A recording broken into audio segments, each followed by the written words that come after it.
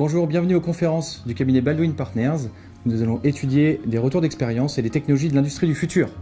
Si vous souhaitez en savoir plus, nous vous attendons sur notre site internet www.baldwin-partners.com ou sur les réseaux sociaux. À bientôt.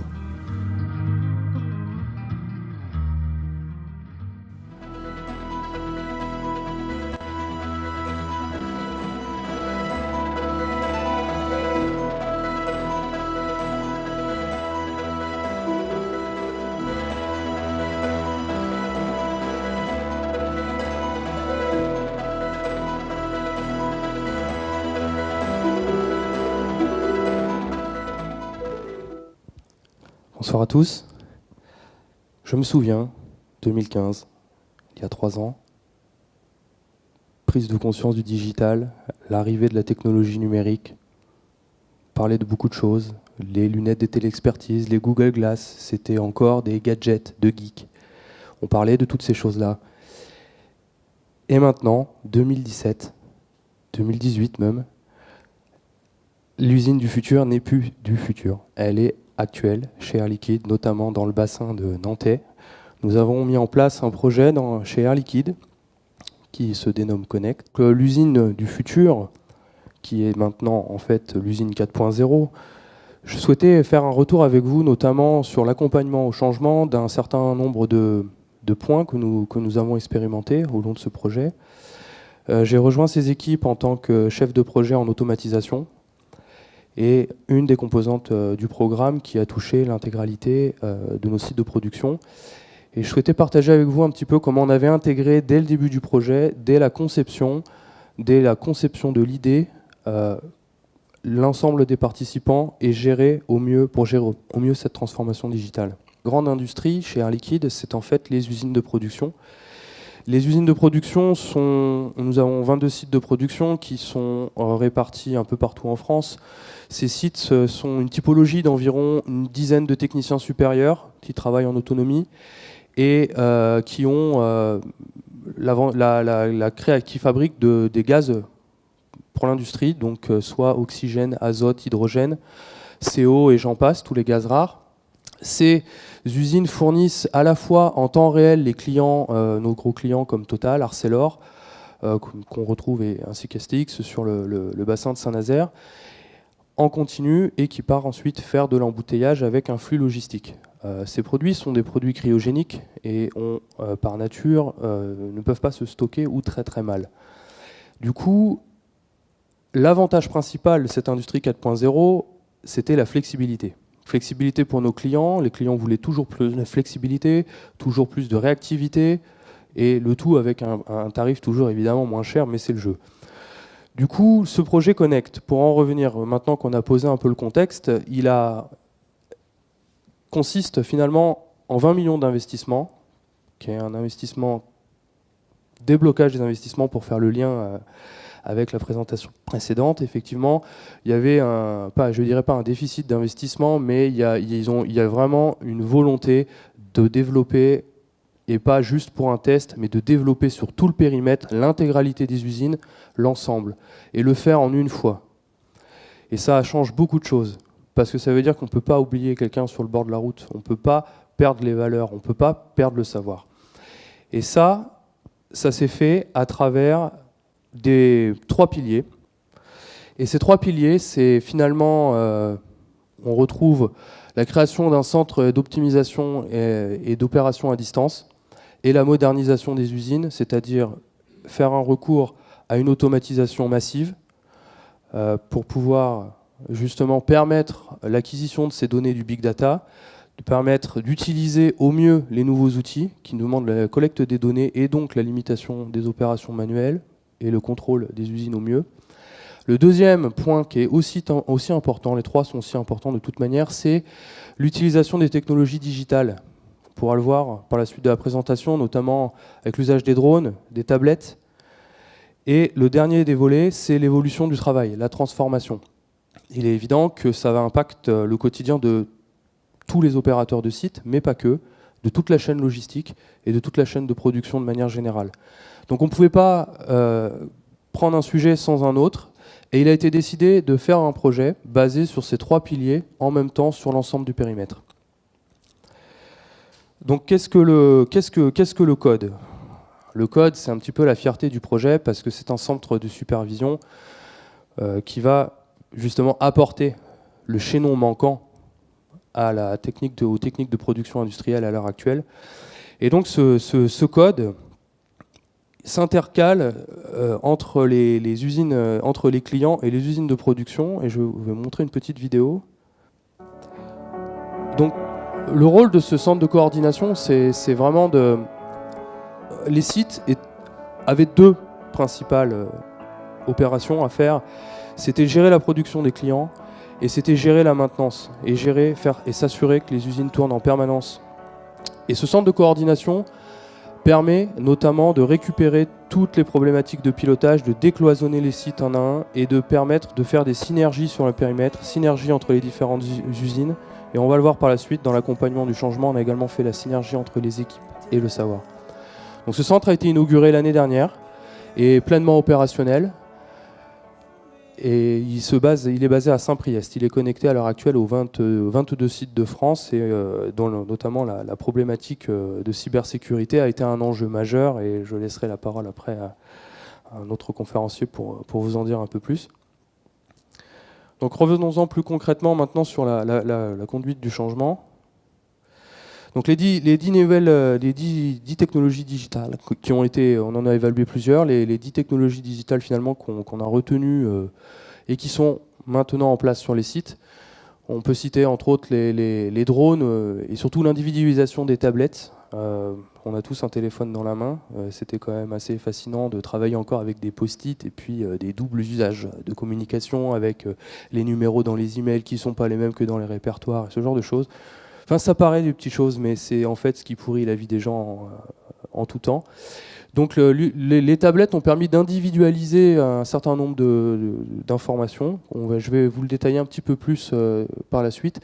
Et on a aussi évidemment les Google Glass et puis les analyses acoustiques et l'instrumentation de manière générale renforcée.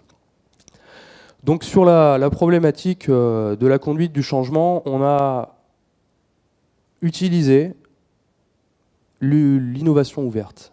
L'innovation ouverte. Alors, c'est un vaste concept, mais finalement, c'est vraiment s'appuyer sur un groupe de 3 personnes ou 3 types d'entités qui sont les équipes des opérations, qu'on peut voir en bas à gauche, sont les gens sur site, sont les techniciens, les gens qui sont tous les jours à faire fonctionner l'usine, les startups notamment de la French Tech et puis les partenaires de l'Alliance Industrie du Futur et les équipes d'experts qui peuvent être des bureaux d'études et ainsi que toute notre expertise en maintenance fiabilité qu'on pouvait retrouver au siège.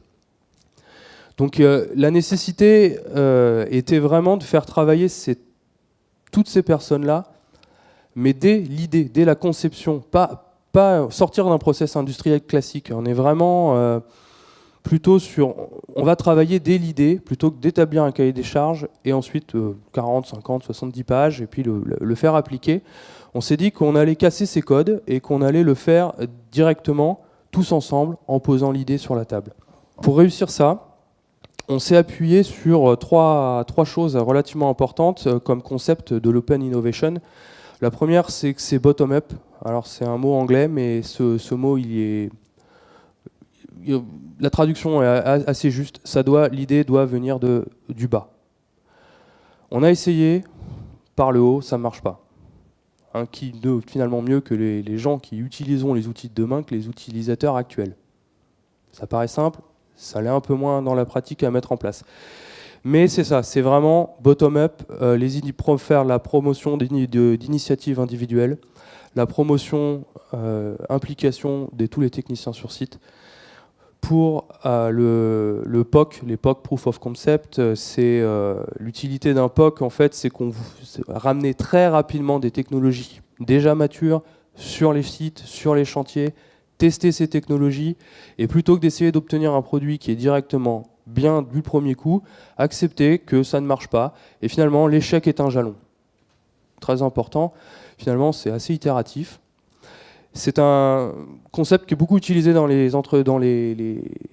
la partie digitale, tablette et autres, mais c'est même presque indispensable. On essaye rapidement, on se plante rapidement et on repart très rapidement aussi pour ajuster les besoins et les usages à chacun. Et enfin, la partie collaborative, ce qui complète le triptyque, le collaboratif, c'est vraiment... On arrête les relations client-fournisseur, on arrête les relations hiérarchiques. On essaye tous embarquer pour le même objectif. Encore une fois, ça paraît simple, ça paraît évident, mais co-construire quelque chose ensemble amène de la fierté, de l'attractivité et entraîne cet embarquement entre les gens. Donc finalement, ce qu'il faut tirer de ça, c'est que c'est pas l'accompagnement au changement, c'est l'affaire de tous. C'est pas l'affaire d'une ou deux personnes, d'un manager, du codir ou des responsables des ressources humaines. Il faut l'intégrer dès le début du projet pour avoir des résultats. Et bon, c'est un sentiment, ça c'est des explications qui sont, on va dire, un peu plus personnelles, mais sur l'approche de l'innovation ouverte, la première chose qu'il faut, c'est prendre en compte l'utilisateur. Non, cet utilisateur, avant de parler de quoi que ce soit, il va nous parler de son usine, c'est normal. Il va nous dire, oui, bon, bah écoutez, vous voulez faire un truc futuriste, c'est super. Mais moi, tous les matins, il faut que j'aille purger mon bidon, ça m'ennuie, c'est très très embêtant, ça me fait perdre du temps.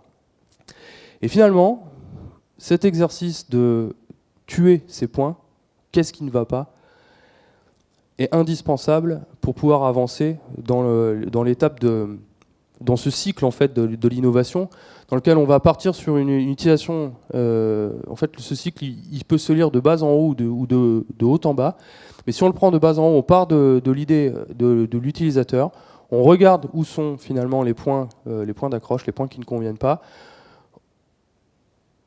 On met une initiative concrète parce que penser les nouveaux outils, penser les nouvelles façons de travailler, sans avoir d'outils, sans avoir les nouvelles façons de travailler, c'est quasiment impossible. Donc, il faut rapidement arriver à quelque chose sur le terrain, une tablette. On voit qu'on ne va pas, on voit que ça ne va pas, on redescend, mais ce n'est pas un échec. On intègre, on repart, et ainsi de suite. Et puis, si la technologie est exclue, elle est exclue. Si elle peut être réutilisée, réaffectée dans d'autres usages, comme on l'a vu avec Airbus, qui ont finalement décidé d'utiliser la technologie pour autre chose. C'était exactement la même chose dans le cadre de notre projet. Et enfin, un autre concept, c'est l'embarquement. Cet embarquement, c'est un cercle vertueux. Ce cercle, il est relativement simple, finalement. L'idée, c'est de créer un groupe de projets augmenté avec des gens pluridisciplinaires qui viennent aussi bien des RH que du site, que d'autres univers, de l'ingénierie ou n'importe quel univers, même en dehors industriel, pour pouvoir justement créer des discussions sans barrière. Il n'y a pas d'idées bêtes, il n'y a pas ce genre de choses. Ça crée finalement une impulsion qui va mettre à nouveau les managers de site, parce que les managers de site sont des éléments indispensables à l'embarquement des gens, va les mettre en ligne, qui va permettre à son tour de faire de la promotion d'initiatives personnelles avant de faire le déploiement. Donc,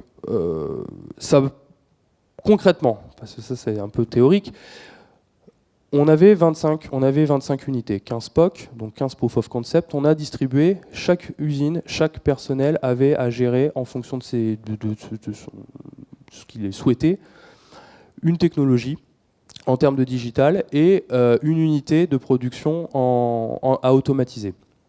Donc typiquement un train de liquéfaction ou quelque chose comme ça.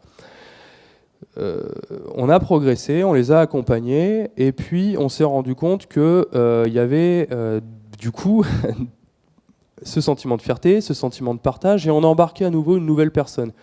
Et cet effet boule de neige, en fait, c'est ça le succès d'un projet de transformation. On peut mettre tous les outils qu'on veut, on peut mettre des trucs super, mais si les gens ne l'utilisent pas ou s'ils se sentent exclus de cette entreprise, parce que ça va trop vite, parce qu'ils ne comprennent pas, c'est terminé. Ça s'arrête aussi sec. Donc il faut vraiment... Il n'y a pas de recette miracle, mais il faut réussir à faire ce cercle vertueux. Il faut trouver des gens, ça se passe sur le terrain, ça ne se passe pas dans les bureaux. Les idées, elles viennent du terrain, et il faut aller sur le terrain. Et il faut que le rôle des gens dans ce genre de projet, en tout cas moi, la perception que j'en ai en tant que retour d'expérience, en tant que chef de projet, faut remettre l'homme au centre de l'attention, c'est ça, l'industrie 4.0. C'est rien d'autre finalement. Les technologies, c'est que des outils. Les nouvelles façons de travailler étant juste des réponses à ces outils.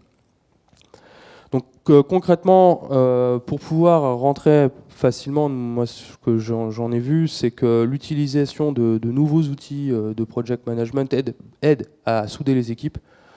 On a utilisé notamment le management visuel, les outils de planning collaboratif, et tous les documents sont en collaboratif à travers, bon là c'est la suite Google, mais tous les documents, il n'y a pas de documents stockés sur les ordinateurs, tout est accessible à tout le monde en permanence, toutes les réunions sont faites en partage d'écran, en visioconférence, et avec une forte communauté de projets, avec beaucoup de partage de chaque initiative individuelle qui est partagée sur un blog. Ça a apporté beaucoup de résultats, aussi bien sur les projets digitaux que sur les projets de modernisation qui sont plus sur des processus industriels comme faire le revamping d'un contrôle commande pour pouvoir intégrer les nouveaux contrôles à distance.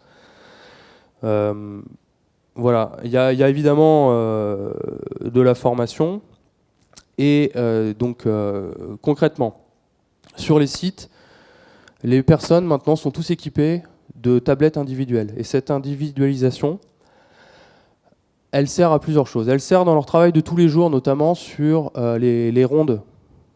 Les rondes d'inspection, les rondes de manière générale de maintenance qui servent à la production. Et puis, les tutoriels vidéo. Alors les tutoriels vidéo, c'était un petit peu la révélation. C'est une start-up du coin, de Nantes, SpeechMe, si vous connaissez, qui vient d'ailleurs de lever 10 millions d'euros. Félicitations à eux. Ça paraît... Alors, qu'est-ce que c'est que ce tutoriel vidéo ? Maintenant, les usines vont être pilotées à distance. Alors, je précise que c'est juste des points de consigne, c'est pas une salle de contrôle qu'on a déportée. Les usines sont autocontrôlées sans personnel. Elles sont capables d'aller prendre un point de production, d'aller se gérer. Et du coup, les personnels sont là en astreinte. Ils viennent en astreinte. Bon, le mécanicien, il y a un problème, il faut qu'il regarde l'automate. Du coup... Il est évident, vice-versa, l'automaticien va devoir être amené à répondre à des problématiques d'astreinte en mécanique. Pour pouvoir passer cette transition au mieux et faire cette partage de connaissances, notamment le décloisonnement entre les sites, c'est fait à travers les tutoriels vidéo. Alors les tutoriels vidéo, vous êtes tous d'accord, vous lisez plus les notices, vous allez sur Google, vous cherchez un petit peu l'explication de la réparation. Et bien c'est exactement le même concept.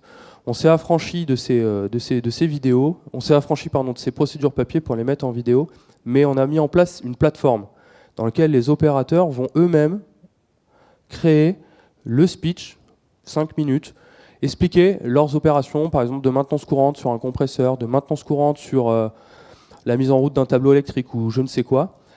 C'est libre à eux de le faire et de faire cette promotion. Et en fait, cette autopromotion a créé une espèce de concours entre les sites. Et on a maintenant décloisonner les gens, voir comment finalement qu'à Montoire de Bretagne, à Saint-Nazaire, ils travaillaient différemment que Fos, mais qu'il y avait des bonnes choses à apprendre. Et ça a beaucoup aidé finalement à démystifier la peur de ne pas y arriver, la peur d'être en astreinte seul face à la machine, de ne pas réussir à gérer la situation. Et donc finalement, c'est souvent ces phénomènes de peur qui entraînent les freins. Et l'idée de base étant de faire l'utilisation des big data pour pouvoir faire des gains, il y avait quand même l'outil industriel à préserver. Et c'est ce qui est aussi important, c'est même plus important. Si l'outil ne fonctionne pas, on peut toujours mettre les points de consigne, il ne se passera rien du tout. Et enfin, l'individualisation de ces tablettes permet d'avoir en un seul et unique point toutes les données techniques, accès à la téléexpertise depuis ce centre d'opération et de coordination qui a effectivement des pilotes, mais aussi une équipe dédiée pour le support au site qui va apporter des réponses et aider à travers justement ces lunettes et ces tablettes à tout de suite apporter par la vidéo, par un document, par un partage, un support d'information et un accès unifié à la même base de connaissances et à la même base de données. Donc ce travail a été fait sur le fond, également en méthode agile, donc on revient toujours sur l'idée du POC, on déploie rapidement, on corrige, on adapte et on en retire des nouveaux usages. Donc voilà, ces nouvelles, pour conclure, ces nouvelles moyens de communication ne peuvent pas se différencier des nouvelles moyens de travailler. Et on a en tout cas, dans l'équipe projet de Air Liquide, on a décidé de prendre tout ça en même temps. Et ça donne d'excellents résultats, en tout cas en termes d'accompagnement au changement. Un enseignement un peu plus personnel, je ne veux pas faire le donneur de leçons, mais c'est vraiment ce que j'en tire au bout de 2 ans et demi d'expérience, c'est qu'on a tendance toujours à vouloir simplifier les choses, mais l'implication de toutes les parties prenantes le plus tôt possible, c'est avant tout quelque chose de nécessaire. La start-up ne connaît pas le monde de l'industrie, il faut qu'elle se déplace sur les usines, on ne connaît pas la capacité de ces entreprises à innover. Donc il faut que tout le monde se réunisse, mais dès l'idée, pas dès le produit, dès l'idée. Ensuite, il faut se concentrer sur l'homme et la culture de l'entreprise, pas sur les résultats. C'est pas grave, on n'y arrive pas, on recommence, on y arrivera. On va tous y arriver, c'est ça le plus important. Et chaque échec n'est pas un échec, c'est qu'un jalon qui permet de rebondir vers quelque chose de plus construit. C'est quelque chose de... Alors on se prend des parpaings toute la journée, le soir en rentrant à la maison aussi, enfin, tout le monde connaît ça, il faut être solide, mais globalement, si on arrive à rester solide et qu'on reste courtois, on arrivera à ces résultats. Il faut juste être patient. Ensuite, la motivation, l'inspiration et la récompense. Beaucoup de gens ont des idées, mais n'osent pas les mettre en œuvre. Et d'où l'importance d'être sur les sites, avec les gens, de les connaître et de promouvoir ces idées-là. Ensuite, l'innovation mobile, si elle n'est pas mobile, on perd beaucoup d'intérêt. La mobilité, c'est vraiment la clé de demain. Et puis, il ne faut pas hésiter à voir les choses en grand et à long terme. Alors, entre les lignes, ça veut dire que ce n'est pas parce qu'on a des difficultés qu'on va réduire ce qu'on souhaite faire. La vision initiale doit être maintenue jusqu'au bout. Il faut être ambitieux. Sans cette ambition, finalement, le projet perd son sens. Et ça paraît simple, mais face à toutes ces difficultés, il faut tenir le cap. Et puis apporter du suivi, des retours. Et la bonne solution pour innover, enfin, ça serait plutôt par rapport au processus en cours dans les entreprises, dans les industries lourdes particulièrement. Les processus sont au centre des décisions. On parle toujours des processus, on ne parle pas trop des gens. Et dans ces grandes problématiques d'industrie du futur, il faut pouvoir s'affranchir de ces processus. Parce qu'un processus industriel ou de changement de projet, évidemment, ça ne peut pas marcher quand on parle des hommes.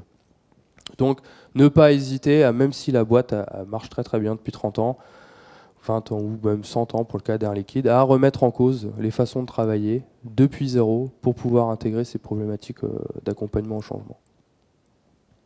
Je vous remercie.